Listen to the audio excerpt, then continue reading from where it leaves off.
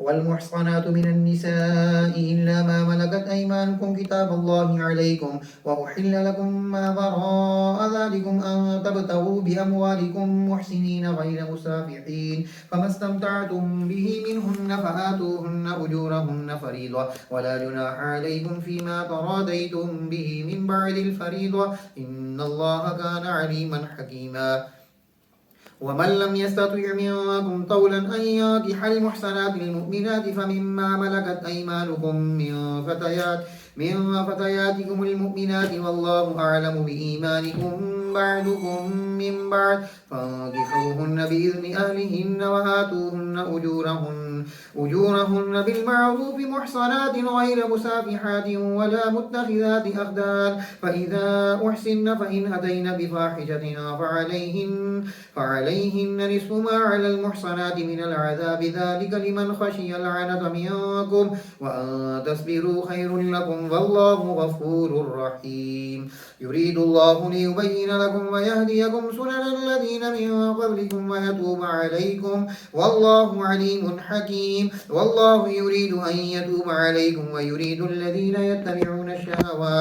يتبعون الشهوات أن تميلوا ميلا عظيما يريد الله أن يخفف عنكم وخلق الإنسان ضعيفا يا أيها الذين آمنوا لا تأكلوا أموالكم بينكم بالباطل إلا أن تكون تجارة عن تراض منكم ولا تقتلوا أنفسكم إن الله كان بكم رحيما ومن يفعل ذلك عدوانا وظلما فسوف نصليه نارا وكان ذلك على الله يسيرا إن تجتنبوا كبائر ما تنهون عنه نكفر عنكم سيئاتكم وندخلكم مدخلا كريما ولا تتمنوا ما فضل الله به بعضكم على بعض للرجال نصيب مما اكتسبوا وللنساء نصيب مما اكتسبن واسألوا الله من فضله إن الله كان بكل شيء عليما ولكل جعلنا موالي مما ترك الوالدان والأقربون والذين أخذت أيمانكم فآتوهم نصيبهم إن الله كان على كل شيء شهيدا الرجال قوامون على النساء بما فضل الله بعضهم على بعض وبما أنفقوا من أموالهم فالصالحات قانتات حافظات للغيب بما حفظ الله واللاتي تخافون نشوزهن فعظوهن واهجروهن في المضاجع واضربوهن فإن أطعنكم فلا تبغوا عليهن سبيلا إن الله كان عليا كبيرا وإن خفتم شقاق بينهما فابعثوا حكما من أهله وحكما من أهلها إن يريدا إصلاحا يوفق الله بينهما إن الله كان عليما خبيرا واعبدوا الله ولا تشركوا به شيئا وبالوالدين إحسانا وبذي القربى واليتامى والمساكين والجار ذي القربى والجار الجنب والصاحب بالجنب وابن السبيل وما ملكت أيمانكم إن الله لا يحب من كان مختالا فخورا الذين يبخلون ويأمرون الناس بالبخل ويكتمون ما آتاهم الله من فضله وأعتدنا للكافرين عذابا مهينا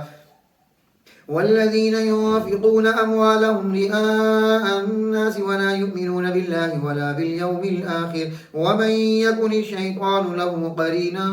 فساء قرينا وماذا عليهم لو آمنوا بالله واليوم الآخر وأنفقوا مما رزقهم الله وكان الله بهم عليما إن الله لا يظلم مثقال ذرة وإن تك حسنة يضاعفها ويؤت من لدنه أجرا عظيما فكيف إذا جئنا من كل أمة بشهيد وجئنا بك على هؤلاء شهيدا يومئذ يود الذين كفروا وعصوا الرسول لو تسوى بهم الأرض ولا يكتمون الله حديثا يا أيها الذين آمنوا لا تقربوا الصلاة وأنتم سكارى حتى تعلموا ما تقولون ولا جنبا إلا عابري سبيل حتى تغتسلوا وإن كنتم مرضى أو على سفر أو جاء أحد منكم من الغائط أو لامستم النساء فلم تجدوا ماء فتيمموا سعيدا طيبا فامسحوا بوجوهكم وأيديكم إن الله كان عفوا غفورا ألم تر إلى الذين أوتوا نصيبا من الكتاب يشترون الضلالة ويريدون أن تضلوا السبيل والله أعلم بأعدائكم وكفى بالله وليا وكفى بالله نصيرا من الذين هادوا يحرفون الكلم عن مواضعه ويقولون سمعنا وعصينا واسمع غير مسمع وراعنا ليا بألسنتهم وطعنا في الدين ولو أنهم قالوا سمعنا وأطعنا واسمع وانظرنا لكان خيرا لهم وأقوم ولكن لعنهم الله بكفرهم فلا يؤمنون إلا قليلا يا أيها الذين أوتوا الكتاب آمنوا بما نزلنا مصدقا لما معكم من قبل أن نطمس وجوها فنردها على أدبارها أو نلعنهم كما لعنا أصحاب السبت وكان أمر الله مفعولا إن الله لا يغفر أن يشرك به ويغفر ما دون ذلك لمن يشاء ومن يشرك بالله فقد افترى إثما عظيما ألم تر إلى الذين يزكون أنفسهم بل الله يزكي من يشاء ولا يظلمون فتيلا انظر كيف يفترون على الله الكذب وكفى به إثما مبينا ألم تر إلى الذين أوتوا نصيبا من الكتاب يؤمنون بالجبت والطاغوت من المؤمنين يؤمنون بالجبت والطاغوت ويقولون للذين كفروا هؤلاء أهدى من الذين آمنوا سبيلا أولئك الذين لعنهم الله ومن يلعن الله فلن تجد له نصيرا أم لهم نصيب من الملك فإذا لا يؤتون الناس نقيرا أم يحسدون الناس على ما آتاهم الله من فضله فقد آتينا آل إبراهيم الكتاب والحكمة وآتيناهم ملكا عظيما فمنهم من آمن به ومنهم من صد عنه وكفى بجهنم سعيرا إن الذين كفروا بآياتنا سوف نصليهم نارا كلما نضجت جلودهم بدلناهم جلودا غيرها ليذوقوا العذاب إن الله كان عزيزا حكيما والذين آمنوا وعملوا الصالحات سندخلهم جنات تجري من تحتها الأنهار خالدين فيها أبدا لهم فيها أزواج مطهرة وندخلهم ظلا ظليلا إن الله يأمركم أن تؤدوا الأمانات إلى أهلها وإذا حكمتم بين الناس أن تحكموا بالعدل إن الله نعم ما يعظكم به إن الله كان سميعا بصيرا يا أيها الذين آمنوا أطيعوا الله وأطيعوا الرسول وأولي الأمر منكم فإن تنازعتم في شيء فردوه إلى الله والرسول إن كنتم تؤمنون بالله واليوم الآخر ذلك خير وأحسن تأويلا ألم تر إلى الذين يدعون أنهم آمنوا بما أنزل إليك وما أنزل من قبلك يريدون أن يتحاكموا إلى الطاغوت وقد أمروا أن يكفروا به ويريد الشيطان أن يضلهم ضلالا بعيدا وإذا قيل لهم تعالوا إلى ما أنزل الله وإلى الرسول رأيت المنافقين يصدون عنك صدودا فكيف إذا أصابتهم مصيبة بما قدمت أيديهم ثم جاءوك يحلفون بالله إن أردنا إلا إحسانا وتوفيقا أولئك الذين يعلم الله ما في قلوبهم فأعرض عنهم وعظهم وقل لهم في أنفسهم قولا بليغا وما أرسلنا من رسول إلا ليطاع بإذن الله ولو أنهم إذ ظلموا أنفسهم جاءوك فاستغفروا الله واستغفر لهم الرسول لوجدوا الله توابا رحيما فلا وربك لا يؤمنون حتى يحكموك فيما شجر بينهم ثم لا يجدوا في أنفسهم حرجا مما قضيت ويسلموا تسليما ولو أنا كتبنا عليهم أن اقتلوا أنفسكم أو اخرجوا من دياركم ما فعلوه إلا قليل منهم ولو أنهم فعلوا ما يوعظون به لكان خيرا لهم وأشد تثبيتا وإذا لآتيناهم من لدنا أجرا عظيما ولهديناهم صراطا مستقيما ومن يطع الله والرسول فأولئك مع الذين أنعم الله عليهم من النبيين والصديقين والشهداء والصالحين وحسن أولئك رفيقا ذلك الفضل من الله وكفى بالله عليما يا أيها الذين آمنوا خذوا حذركم فانفروا ثبات أو انفروا جميعا وإن منكم لمن ليبطئن فإن أصابتكم مصيبة قال قد أنعم الله علي إذ لم أكن معهم شهيدا ولئن أصابكم فضل من الله ليقولن كأن لم تكن بينكم وبينه مودة يا ليتني كنت معهم فأفوز فوزا عظيما فليقاتل في سبيل الله الذين يشرون الحياة الدنيا بالآخرة ومن يقاتل في سبيل الله فيقتل أو يغلب فسوف نؤتيه أجرا عظيما وما لكم لا تقاتلون في سبيل الله والمستضعفين من الرجال والنساء والولدان الذين يقولون ربنا أخرجنا من هذه القرية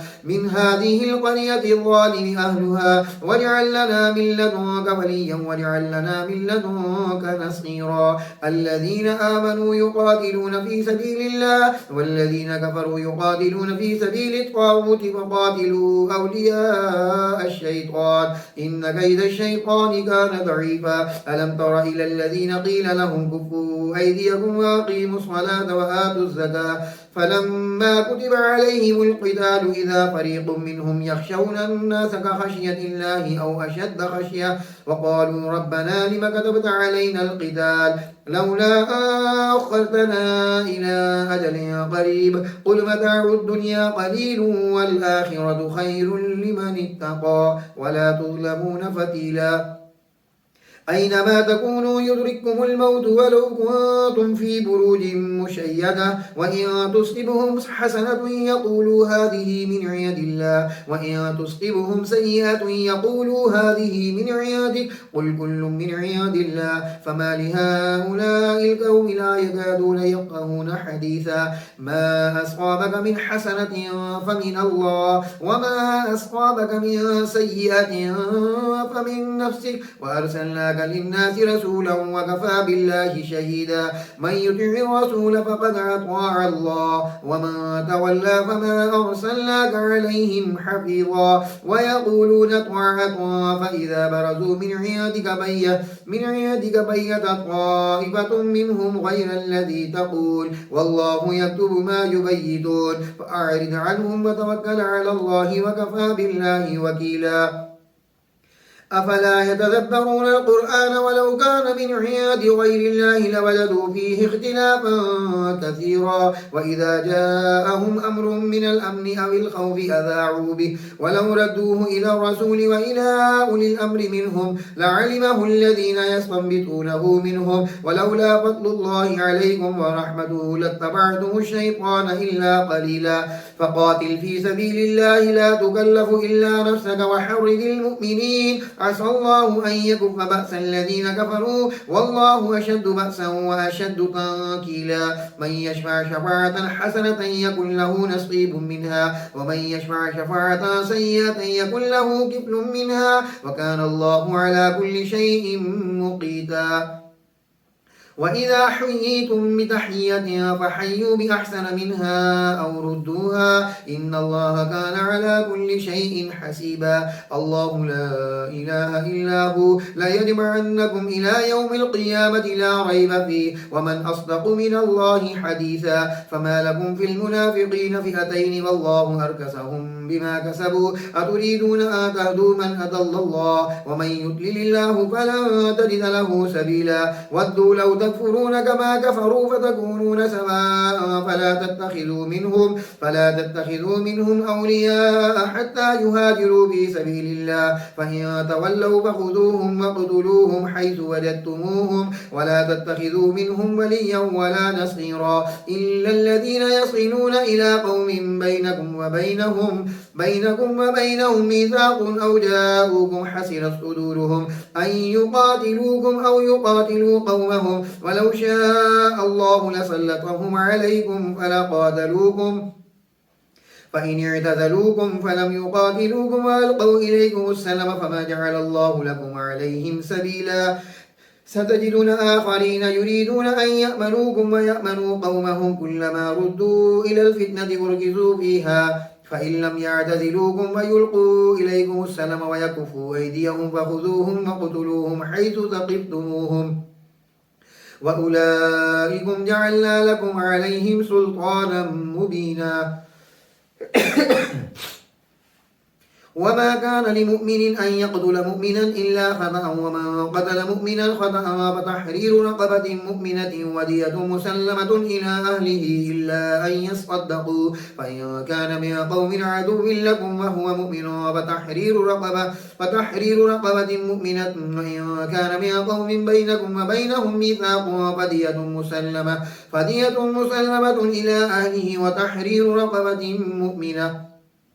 فمن لم يجد فصيام شهرين متتابعين توبة من الله وكان الله عليما حكيما ومن يقتل مؤمنا متعمدا فجزاؤه جهنم خالدا فيها وغضب الله عليه ولعنه وأعد له عذابا عظيما يا أيها الذين آمنوا إذا ضربتم في سبيل الله فتبينوا ولا تقولوا لمن ألقى إليكم السلام لست مؤمنا تبتغون عرض الحياة الدنيا فعند الله مغانم كثيرة كذلك كنتم من قبل فمن الله عليكم فتبينوا إن الله كان بما تعملون خبيرا لا يستوي القاعدون من المؤمنين غير أولي الضرر والمجاهدون في سبيل الله بأموالهم وأنفسهم فضل الله المجاهدين بأموالهم وأنفسهم على القاعدين درجة وكلا وعد الله الحسنى وفضل الله المجاهدين على القاعدين أجرا عظيما درجات منه ومغفرة ورحمة وكان الله غفورا رحيما إن الذين توفاهم الملائكة ظالمي أنفسهم قالوا فيم كنتم قالوا كنا مستضعفين في الأرض قالوا ألم تكن أرض الله واسعة فتهاجروا فيها فأولئك مأواهم جهنم وساءت مصيرا إلا المستضعفين من الرجال والنساء والولدان لا يستطيعون حيلة ولا يهتدون سبيلا فأولئك عسى الله أن يعفو عنهم وكان الله عفوا غفورا ومن يهاجر في سبيل الله يجد في الأرض مراغما كثيرا وسعة ومن يخرج من بيته مهاجرا إلى الله ورسوله ثم يدركه الموت فقد وقع أجره على الله وكان الله غفورا رحيما وإذا ضربتم في الأرض فليس عليكم جناح أن تقصروا من الصلاة إن خفتم أن يفتنكم الذين كفروا إن الكافرين كانوا لكم عدوا مبينا وإذا كنت فيهم فأقمت لهم الصلاة فلتقم طائفة منهم معك وليأخذوا أسلحتهم فإذا سجدوا فليكونوا من ورائكم ولتأت طائفة أخرى لم يصلوا فليصلوا معك وليأخذوا حذرهم وأسلحتهم ود الذين كفروا لو تغفلون عن أسلحتكم وأمتعتكم فيميلون عليكم ميلة واحدة ولا جناح عليكم إن كان بكم أذى من مطر أو كنتم مرضى أن تدعوا أسلحتكم وخذوا حذركم إن الله أعد للكافرين عذابا مهينا فإذا قضيتم الصلاة فاذكروا الله قياما وقعودا وعلى جنوبكم فإذا اطمأننتم فأقيموا الصلاة إن الصلاة كانت على المؤمنين كتابا موقوتا ولا تهنوا بابتغاء القوم إن تكونوا تعلمون فإنهم يعلمون كما تعلمون وترجون من الله ما لا يرجون وكان الله عليما حكيما إنا أنزلنا إليك الكتاب بالحق لتحكم بين الناس بما أراك الله ولا تكن للخائنين خصيما واستغفر الله إن الله كان غفورا رحيما ولا تجادل عن الذين يختارون أنفسهم إن الله لا يحب من كان خوانا أثيما يستخفون من الناس ولا يستخفون من الله وهو معهم إذ يبيتون ما لا يرضى من القول وكان الله بما يعملون محيطا ها أنتم هؤلاء جادلتم عنهم في الحياة الدنيا فمن يجادل الله عنهم يوم القيامة أم من يكون عليهم وكيلا ومن يعمل سوءا أو يظلم نفسه ثم يستغفر الله يجد الله غفورا رحيما ومن يكسب إثما فإنما يكسبه على نفسه وكان الله عليما حكيما ومن يكسب خطيئة أو إثما ثم يرمي به بريئا فقد احتمل بهتانا وإثما مبينا ولولا فضل الله عليك ورحمته لهمت طائفة منهم أن يضلوا وما يضلون إلا أنفسهم وما يضرونك من شيء وأنزل الله عليك الكتاب والحكمة وعلمك ما لم تكن تعلم وكان فضل الله عليك عظيما لا خير في كثير من نجواهم إلا من أمر بصدقة أو معروف أو إصلاح بين الناس ومن يفعل ذلك ابتغاء مرضات الله فسوف نؤتيه أجرا عظيما ومن يشاقق الرسول من بعد ما تبين له الهدى ويتبع غير سبيل المؤمنين نوله ما تولى ونصليه جهنم وساءت مصيرا إن الله لا يغفر أن يشرك به ويغفر ما دون ذلك لمن يشاء ومن يشرك بالله فقد ضل ضلالا بعيدا إن يدعون من دونه إلا إناثا وإن يدعون إلا شيطانا مريدا لعنه الله وقال لا أتخذن من عبادك نصيبا مفروضا ولأضلنهم ولأمنينهم ولآمرنهم فليبتكن آذان الأنعام ولآمرنهم فليغيرن خلق الله ومن يتخذ الشيطان وليا من دون الله فقد خسر خسرانا مبينا يعدهم ويمنيهم وما يعدهم الشيطان إلا غرورا أولئك مأواهم جهنم ولا يجدون عنها محيصا والذين آمنوا وعملوا الصالحات سندخلهم جنات تجري من تحتها الأنهار خالدين فيها أبدا وعد الله حقا ومن أصدق من الله قيلا ليس بأمانيكم ولا أماني أهل الكتاب ومن يعمل سوءا يجد به ولا يجد له من دون الله وليا ولا نصيرا ومن يعمل من الصالحات من ذكر أو أنثى وهو مؤمن فأولئك يدخلون الجنة ولا يظلمون نقيرا ومن أحسن دينا ممن أسلم وجهه لله وهو محسن واتبع ملة إبراهيم حنيفا واتخذ الله إبراهيم خليلا ولله ما في السماوات وما في الأرض وكان الله بكل شيء محيطا ويستفتونك في النساء قل الله يفتيكم فيهن وما يتلى عليكم في الكتاب في يتامى النساء اللاتي لا تؤتونهن ما كتب لهن وترغبون أن تنكحوهن والمستضعفين من البلدان وأن تقوموا لليتامى بالقسط وما تفعلوا من خير فإن الله كان به عليما وإن امرأة خافت من بعلها نشوزا أو إعراضا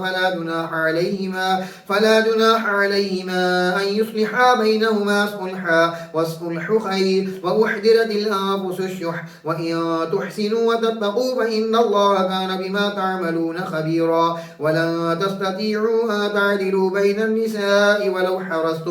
ولو حرصتم فلا تميلوا كل الميل فتذروها كالمعلقة وإن تصلحوا وتتقوا فإن الله كان غفورا رحيما وإن يتفرقا يغن الله كلا من سعته وكان الله واسعا حكيما ولله ما في السماوات وما في الأرض ولقد وصينا الذين أوتوا الكتاب من قبلكم وإياكم أن اتقوا الله وإن تكفروا فإن لله ما في السماوات وما في الأرض وكان الله غنيا حميدا ولله ما في السماوات وما في الأرض وكفى بالله وكيلا إن يشأ يذهبكم أيها الناس ويأتي بآخرين وكان الله على ذلك قديرا من كان يريد ثواب الدنيا فعند الله ثواب الدنيا والآخرة وكان الله سميعا بصيرا يا أيها الذين آمنوا كونوا قوامين بالقسط شهداء لله ولو على أنفسكم أو الوالدين والأقربين إن يكن غنيا أو فقيرا فالله أولى بهما ولا تتبعوا الهوى تعدلوا وإن تلووا أو تعرضوا فإن الله كان بما تعملون خبيرا يا أيها الذين آمنوا بالله ورسوله والكتاب الذي نزل على رسوله والكتاب الذي أنزل من قبل ومن يكفر بالله وملائكته وكتبه ورسله واليوم الآخر فقد ضل ضلالا بعيدا إن الذين آمنوا ثم كفروا ثم آمنوا ثم كفروا ثم ازدادوا كفرا لم يكن الله ليغفر لهم ولا ليهديهم سبيلا بشر المنافقين بأن لهم عذابا أليما الذين يتخذون الكافرين أولياء من دون المؤمنين أيبتغون عندهم العزة فإن العزة لله جميعا وقد نزل عليكم في الكتاب أن إذا سمعتم آيات الله يكفر بها ويستهزأ بها فلا تقعدوا معهم حتى يخوضوا في حديث غيره إنكم إذا مثلهم إن الله جامع المنافقين والكافرين في جهنم جميعا الذين يتربصون بكم فإن كان لكم فتح من الله قالوا ألم نكن معكم وإن كان للكافرين نصيب قالوا ألم نستحوذ عليكم ونمنعكم من المؤمنين فالله يحكم بينكم يوم القيامة ولن يجعل الله للكافرين على المؤمنين سبيلا إن المنافقين يخادعون الله وهو خادعهم وإذا قاموا إلى الصلاة قاموا كسالى يراءون الناس ولا يذكرون الله إلا قليلا مذبذبين بين ذلك لا إله هؤلاء ولا إله هؤلاء ومن يضلل الله فلا تجد له سبيلا